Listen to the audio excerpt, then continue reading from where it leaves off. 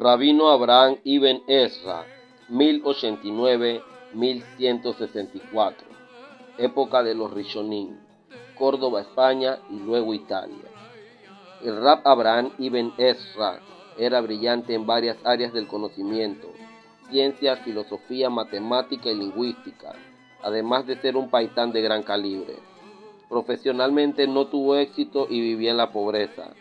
Sufrió grandes infortunios, como la muerte de un hijo pequeño, el fallecimiento de su mujer en su juventud, la conversión de su hijo Isaac al Islam, luego se arrepintió, y tener que exiliarse en Italia por causa del ascenso al poder de los almorávides en España.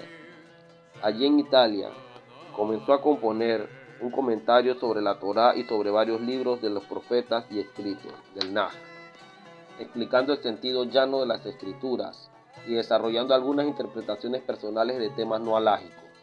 A pesar de provocar algo de controversia con algunas de estas interpretaciones, su comentario se hizo enormemente popular.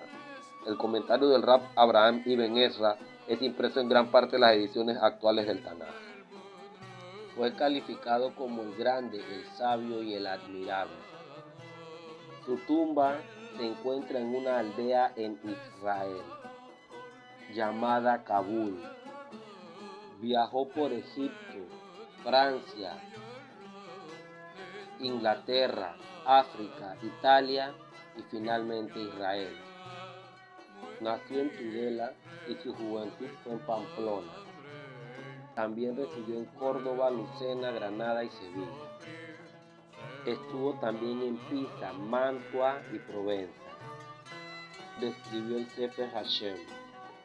Algunas personas habían identificado su tumba en la isla de Rodas, pero finalmente fue comprobado que su tumba se encuentra en Israel.